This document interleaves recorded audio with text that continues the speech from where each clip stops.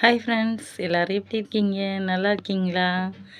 இன்றைக்கி எங்களுக்கு வேலைக்கு கையெழுத்து போட்டுட்டு வந்துட்டோம். மறுபடியும் வேலை எப்படி கிடைக்குது என்னன்னு தெரியல. இன்றைக்கி நான் குழுவுக்கு ஃபோட்டோ பிடிச்சிட்டு வந்தேன். அதனால் என்னடா இதே சேலையில் இந்த அக்கா நிற்கிறான்னு நினைக்காதீங்க. இது குழு சேலை. நான் தலைவியாக இருக்கிறதுனால எல்லோரும் ஒரே மாதிரி சேலை எடுத்திருந்தோம். அதனால் இந்த சேலை தான் எல்லோரும் கட்டணும்னு சொல்லிட்டாங்க.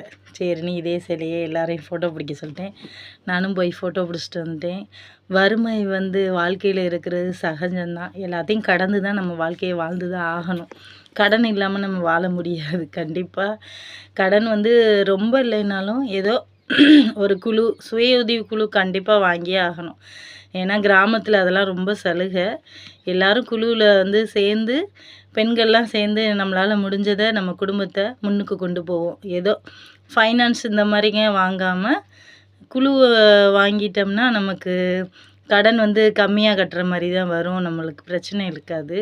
ஆனால் கடன் வாங்கிட்டோன்ட்டு நம்ம அசால்ட்டாக இருக்காமல் நம்ம கையினால் ஏதோ ஒரு தொழில் நம்மளால் முடிஞ்சு, பெண்கள் சும்மா இருக்கக்கூடாது. வீட்டில் ஏதாவது ஒரு வேலைக்கு போகலாம்.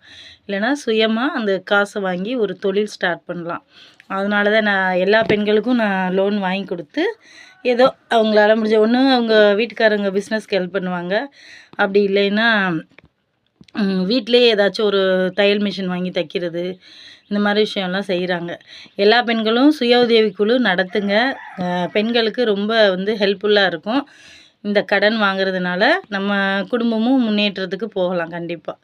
ஓகே, பாய். பிடிச்சிருந்தா லைக் பண்ணுங்கள்.